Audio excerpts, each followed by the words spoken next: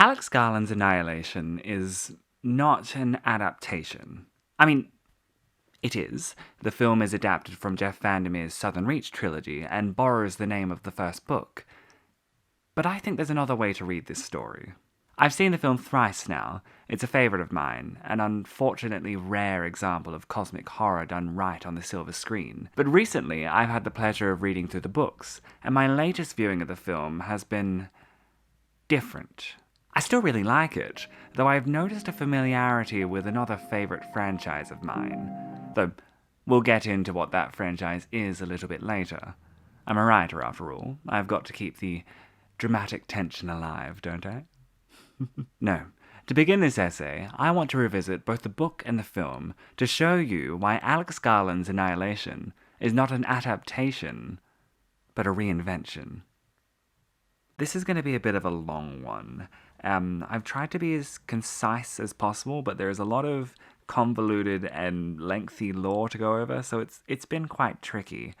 Of course, there will be spoilers for Annihilation, the Southern Reach trilogy, and don't tell anyone I told you this, but spoilers for Neon Genesis A1. Annihilation tells the tale of a biologist and her expedition team as they enter a biological anomaly that is unimaginably impossible. Whilst the story is placed upon a backdrop of secret government organizations, deep cosmic unknowns, and mysterious alterations of what is rational, that is never really what this story is about. This story is far more interested in exploring how such events might impact a person's psyche. There are many questions asked to the characters in Annihilation. What does it mean to meet yourself? How far can you be pushed before you're no longer the same? What does it mean to find your language spoken by something alien? Do any of the decisions you make really matter? Ultimately, these all boil down to one question that is asked to every character, including the biological anomaly itself. Does the implication of where from impact what it means to be? It's an interesting answer to cosmic horror's classics. Lovecraft would often ask the same, though his works were riddled with xenophobia and racism, and thus he would answer the question with a resounding, yes, it does. But Annihilation never does that. There is never an answer, nor is there an indication of good or bad. Events happen, questions are asked, and the rest is left to the reader/viewer. And that's poignant too. The reader/viewer. Notice how I never mentioned the film or the book there. That summary can be applied to both mediums, and yet if you've had the pleasure of reading through them both, or I suppose reading and viewing them both, you'll know how striking that is. Because they are two different stories. It's so strange watching Annihilation now, because the omissions from the book are bewildering.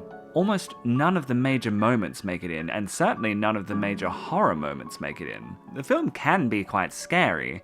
There's the bear scene, there's the human-shaped plants always watching in that village. There's the entire sequence in the lighthouse, but none of that even scratches the surface of how spine-chillingly terrifying the books are. Not present here is the pit, a deep staircase spiraling into the earth.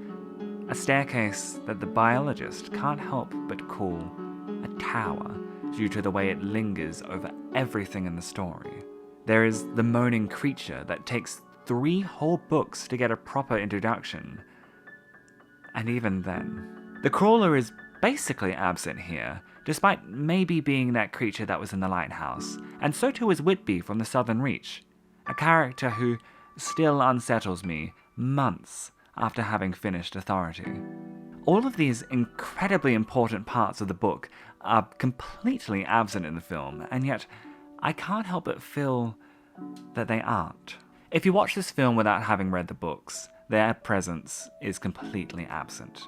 And though reading the book won't make them suddenly appear, knowing that they should be there makes their absence a character in and of itself. Their presence is in their absence. Suddenly you're asking yourself questions like, where did the tower go? Why is the lighthouse suddenly so prominent? Why does the biologist suddenly have a name? Who on earth is Shepard? And haven't we been here before? This film feels alive, like it is a character. It is as though it is aware of what came before it. Before. Have we been here before? Not with Annihilation or the Southern Reach, no, have we been here before? A film adaptation that is the same yet so different. Adds and omits at will, all the while still acknowledging what came before. Have we been here? This kind of adaptation into an evolution, into a rebirth, But hold on, I'm getting way too ahead of myself. I've not even mentioned Ghostbird. I haven't explained what makes the tower so important. I haven't really even explained to you what Area X is. So let's do that. The Southern Reach trilogy explores 3 different areas that ultimately become one. Annihilation explores Area X during the 12th expedition. Authority follows the direct aftermath of Annihilation, in which the director of the Southern Reach is killed. And Acceptance sees the protagonist of Authority, as well as a clone of Annihilation's protagonist, re-enter Area X as it evolves into something new. Annihilation is what is important here. That book follows the biologist, the psychologist, secretly the director of the Southern Reach, the anthropologist, and the surveyor, as they explore Area X in search of answers. In the book, Area X, which is the biological anomaly, is way vaguer than it is in the film. It doesn't morph the world, it doesn't really seem to do anything comprehensible at all. People enter and leave at will. In fact, the only real tricky part is keeping the people who leave alive. What does happen in Area X is a kind of rebirth. Almost everyone who enters Area X encounters something called the topographical anomaly, and shortly after, themselves. Doppelgangers appear often in Area X, and though they are usually seemingly perfect clones, the creation of a doppelganger usually leads to either the death of the original, or it will create them as something entirely new. For instance, the 11th Expedition's psychologist returns as a doppelganger who shortly after dies, but the original remains in Area X until the 3rd book, being transformed into this strange and horrible moaning creature. As the moaning creature, he is this fleshy abomination, somewhat similar to the bear in the film.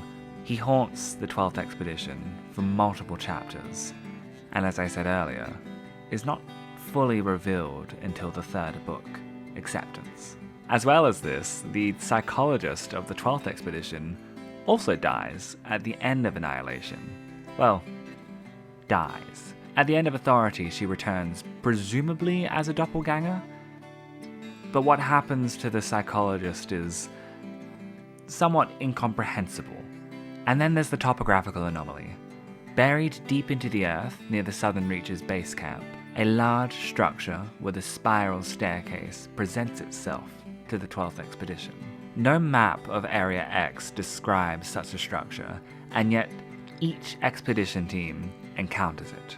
The biologist is drawn to it. The thing lingers over the entire story. It is so unimaginably deep and ripe with mystery. When the team first encounter the thing, it feels so human, so familiar. But how could that be possible? This thing doesn't exist. It shouldn't exist. And yet here it is, drawing them in. And the closer they get, the more unreal it feels. The 12th Expedition team call this thing the Pit, although the biologist has a different name, the Tower. In fact, she insists on calling it the Tower, fights for it even. And I think it has something to do with the way that it lingers, towering over the story, if you will. Descending the stairs further, the team encounters something that shouldn't be there. Written English. An unending sentence. Only, it doesn't look to have been written at all. No, this writing looks to have been grown that way. It looks alien, and yet so uncomfortably familiar. Deeper still is an entity known as the Crawler. This creature, once the keeper of the aforementioned lighthouse, is the originator of the writing on the wall. The Crawler is never described in a way that means anything. Instead, the focus is left to the impact on the characters. I could talk for hours about what the Crawler might mean, what my own personal theories are, how I feel it impacts the story, but unfortunately we don't have time, so I'll leave it there for now. As I said, this tower hangs over everything. Every beat of the story draws back to it, and the writing seems to speak to what the story is about. It seems aware. Hi, Editing Sapphire here. Apparently I forgot to hit record on this next segment, and so here I am in the future, correcting my mistakes. Finally, there's Ghostbird. At the end of Annihilation, the biologist remains in Area X, although a version of her does appear in the two sequels, Authority and Acceptance. That version of her is her doppelganger. Ghostbird is such an interesting character to me because she is so averse to everything the biologist is as a character. Where the biologist was often reserved, Ghostbird is loud. Where the biologist was a biologist, Ghostbird seems to despise this about her. She seems to think that the biologist doesn't much care about the study of biology, and instead just prefers spending time admiring nature as opposed to spending time with other people. She retains the biologist's memories and uses them to criticize her. It's like she recognizes that the biologist is no longer the main character, and thus her ego is now unfit. Ghostbird is both a rebirth and a statement. She is a completely new understanding of what it means to be the biologist. She is an evolution, a reimagining, a new genesis.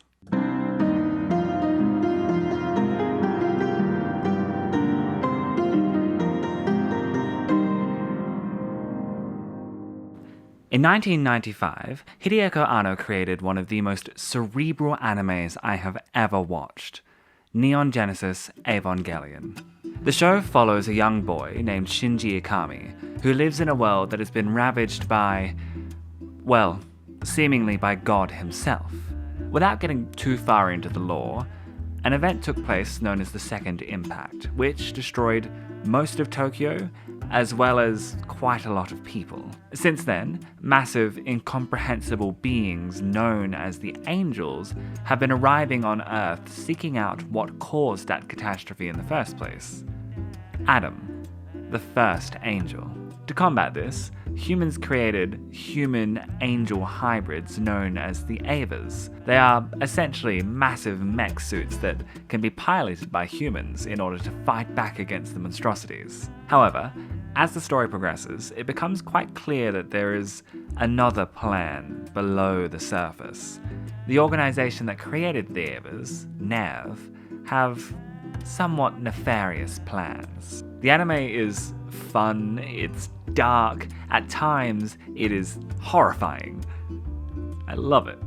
It has stuck in the back corners of my mind for years now. The original show was comprised of 26 episodes and a film, and I suppose technically another film as well. You see, Evangelion gets a little bit convoluted. The original ending of the show was incredibly controversial at the time. Whilst the show had presented itself as the big monster of the week robot v kaiju fight, that's never really what it was about. What makes Evangelion stand out is the way that it focuses in on its characters and how they interact with a world that has already been doomed. And so the finale? After 24 episodes of building up the dramatic third impact as a world-ending cataclysmic event, episodes 25 and 26, well, they got a little bit more cerebral than people were expecting. There are moments in these episodes that are extremely experimental. There is a moment, even, where we get to see Shinji Ikami as a storyboard rather than as a fully animated character. It's almost as if he's becoming aware that he's part of a TV show, which I think is really cool. But that was not the general consensus. And so a year later, Anno released a feature-length film to serve as the official ending of Neon Genesis Evangelion, fittingly titled End of Evangelion. From all reports, he hated it. It's often said that the ending of Evangelion happened the way it did because the show ran out of budget, but Anno maintains that that is not the case, that Evangelion was always meant to end how it did, as this weird, experimental, cerebral exploration. So Evangelion has two endings. We have the original, episodes 25 and 26, and we have End of Evangelion. Two stories that I have always felt a part of a larger thing. See, I've never looked at End of Evangelion as something separate. I've looked at it as the materialistic exploration of what happened. Episodes 25 and 26 are what's happening in the mindscape. It's the psyche, it's the cerebral side of it. Whereas End of Evangelion, that is what is literally happening in the world. Different, yes, but ultimately two parts of the same thing. Both are canon. Which of course does actually present some issues because they end in different places. Enter the Rebuild series. Beginning in 2007 and ending just last year in March of 2021, Anno released 4 feature-length films that were to serve as a recreation of the original Neon Genesis Evangelion. And for the first 2 films, that's all they were. Recreations. Recreation? Recreation. Are those the same word or 2 different words? I'm not sure, but I'm going to stick with it. Alright, it's a little bit later now. Sure, 2.22 made some changes, but they ultimately were the same thing, until the ending, which takes place where End of Evangelion takes place. We're only halfway through this film franchise. There are 2 films to come. How are we already at the end? In Rebuild, the third impact still happens, only the story goes on. We see what becomes of a world that has been destroyed. I won't go into all of the specifics of what takes place in 3.0 and 3.0.1.0.1, whatever the naming scheme of this is. I hate it so much. They have names, but even those are confusing. But I won't go into the specifics. Quite frankly, we do not have time. What I will divulge, however, is what happens at the end of the final film, because it is something truly special. You see, after 2.22, the events of Rebuild become completely unique, and yet somehow all of the pieces fall together, so at the end of the final film, we get a perfect reflection of episodes 25, 26, and End of Evangelion. And what's most striking about it all is that Shinji sees that. He breaks away for a moment and he sees that Evangelion has been a loop, going on and on and on, and it will continue to be a loop. And so, he breaks it. Shinji, through mechanics that I don't fully understand, and quite frankly, I don't think anyone really understands, nor do I think they will ever be properly described, he creates the original 26 episodes. He creates the original Neon Genesis Evangelion as the final run of the Evangelion loop, making the Rebuild series a prequel, a canon prequel at that. And it even does the same for End of Evangelion. It means that End of Evangelion probably takes place before Rebuild.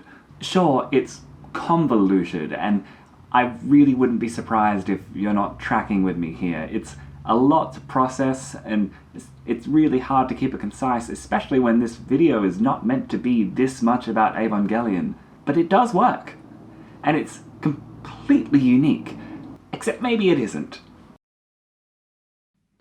Hello, friends.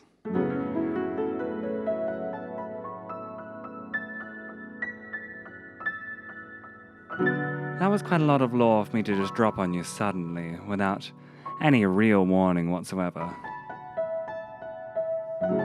So I wanted to offer you this time to breathe, recollect yourself, think about things.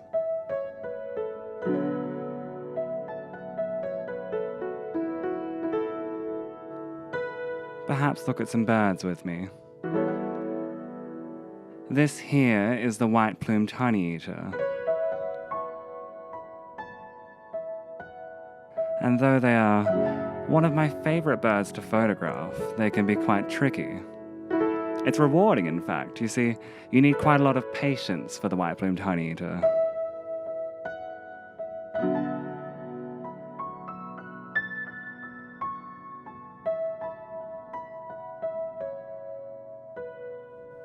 And then, the little raven. Probably one of my favorite birds in all of Australia. I was lucky enough to get up close and personal with this one here.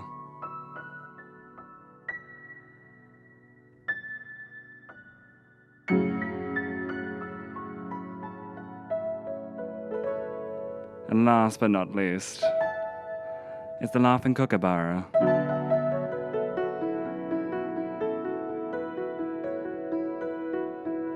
They can be very tricky to find, these guys, but if you listen out for that iconic warbling that they have, you're sure to find where it is that they're hiding.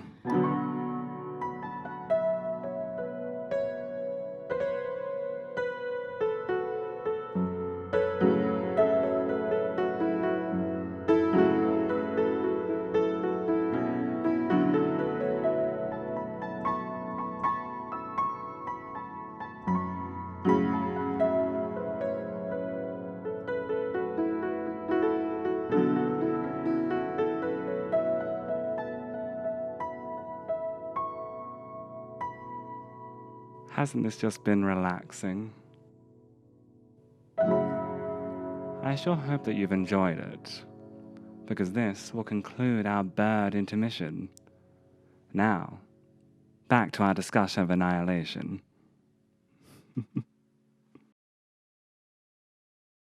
But what does Neon Genesis have to do with all of this? Well, at the end of Acceptance, Ghostbird, as well as another character who isn't really all that important here, walk away from the tower, having interacted with the crawler. It is unclear what exactly happened in the tower, but whatever it was, Ghostbird is now convinced that Area X is no longer a threat. And so they walk. They pass the Southern Reach, and as they do, they begin throwing rocks in front of themselves, convinced that they'll soon find the barrier between Area X and the real world. Well, Earth. And this, finally, is where I propose a change in understanding. I mentioned earlier that in the tower there is writing on the wall, and I'd like now to read some of that to you because I think it's poignant. And strap yourselves in here because this is quite a long quote. "Where lies the strangling fruit that came from the hand of the sinner, I shall bring forth the seeds of the dead to share with the worms that gather in the darkness and surround the world with the power of their lives, while, from the dim-lit halls of other places, forms that never were and never could be writhe for the impatience of the few who never saw what could have been. That which dies shall still know life in death, For all that decays is not forgotten, and, reanimated, it shall walk the world in the bliss of not knowing. And then there shall be a fire that knows the naming of you, and, in the presence of the strangling fruit, its dark flame shall acquire every part of you that remains. I often see discussion online pointed at what this quote means, or if it really ever meant anything in the first place. And I'm not going to provide you with any real answers here, because for me, this quote was nothing more than a blueprint. As I mentioned earlier, the writing on the wall seems to describe the events of the book, but what if it could go a step further than that? What if, much like the aforementioned Neon Genesis and Rebuild series, Alex Garland's Annihilation and Jeff Vandermeer's Southern Reach trilogy occupy a similar space, if not the same one? There is never a confirmation at the end of Acceptance that the barrier between Area X and Earth is down. But it's made very clear that there's a change. Propose for a second that this change is more of a reformation of what the barrier can do, and that passing through this barrier would restart a character's journey or their story. In effect, this would lead to a more conclusive ending to the trilogy, or at least a more definitive answer to what happens to Area X in the end. But then, why? Well, I believe it's in the Tower's quote. That which dies shall still know life in death, for all that decays is not forgotten, and, reanimated, it shall walk the world in the bliss of not knowing. That is exactly what Garland's film feels like. There are elements of all three books in the film, and it feels like they have been reanimated without really knowing what came beforehand. Remember earlier how I mentioned a lot of the major moments from the book are absent, especially the horror moments. I think there's a reason for that. If we say that Ghostbird's interaction with the Crawler is what changed Area X and caused this reformation of the entire story, then it follows that she would exclude the elements of the narrative that most frightened her. So, absent from this story is the Tower, replaced instead by the lighthouse. And of the lighthouse, it has become the central point of this entire mission, giving the expedition a more clear goal to focus on. Every expedition member has been given a name, removing the alienation that unsettled the biologist in the book. Even the biologist is someone new.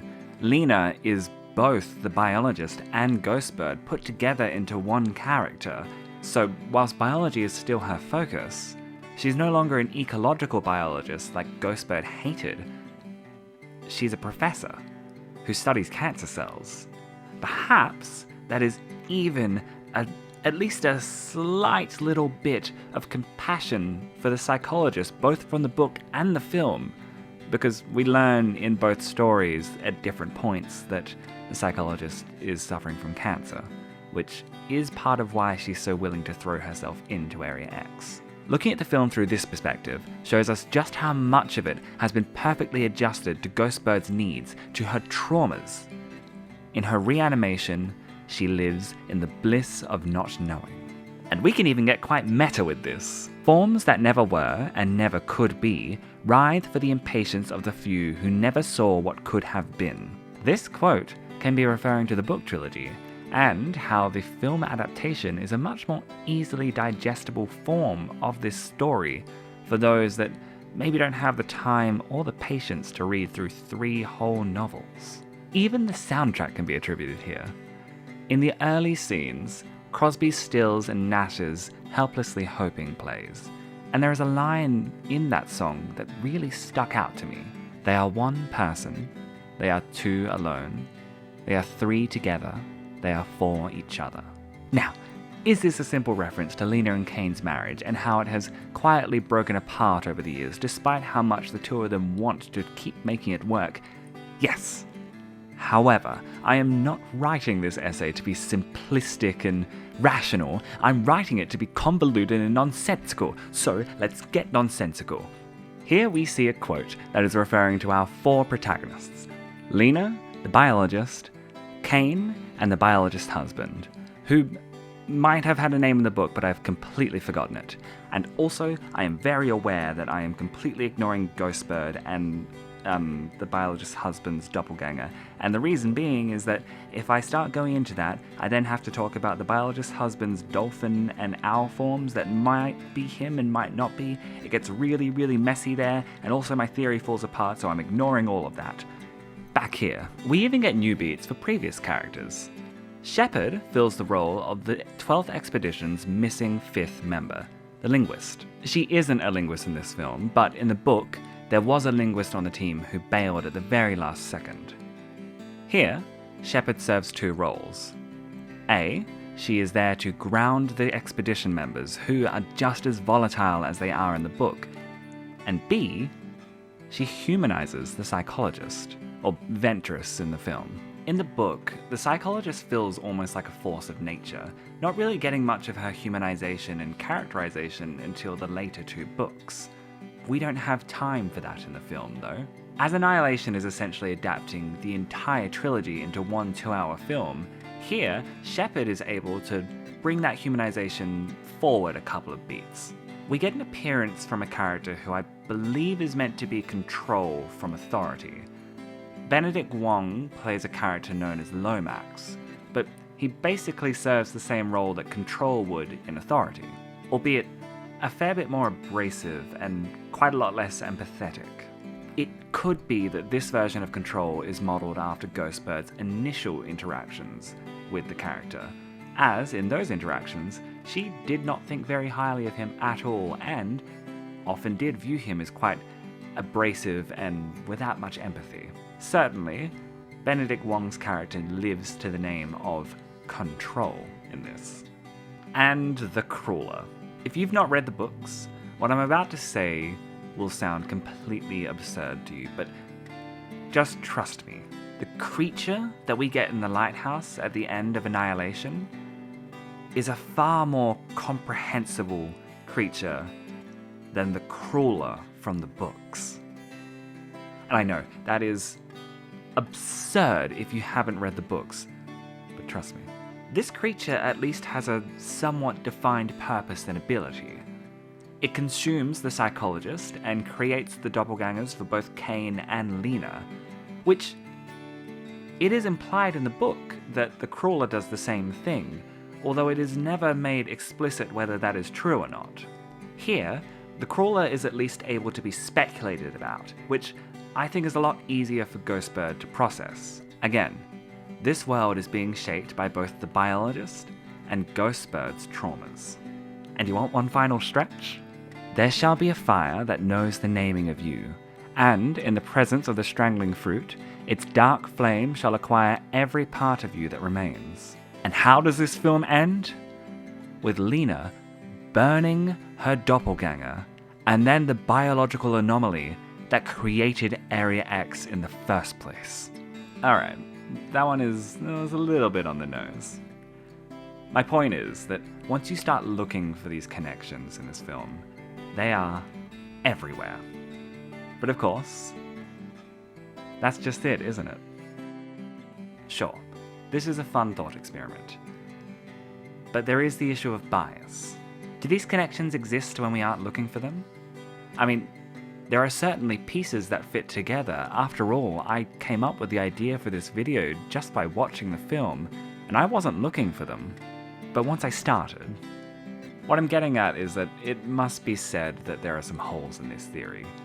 I'm not proposing that Alex Garland is some secret genius and that there is this mysterious secret beauty behind his version of Annihilation and we all need to reshape our viewing and perspective of it all. That's not what this is about. This video is less of a theory and more of a thought experiment. You see, the beauty of artwork is that it is so impacted by the gaze, be it the artists or, yes, even the viewers. The gaze has the ability to take artwork and remold it into something entirely new. One person's viewing of artwork will be completely different from another person's, and there is something so beautiful in that. So, I implore you, Go back and watch this film. I've seen it 3 times now, and each time I have been offered something completely new. Perhaps this theory will hold strong for you, perhaps it won't. Perhaps you will come up with one of your own. There is only one way to find out.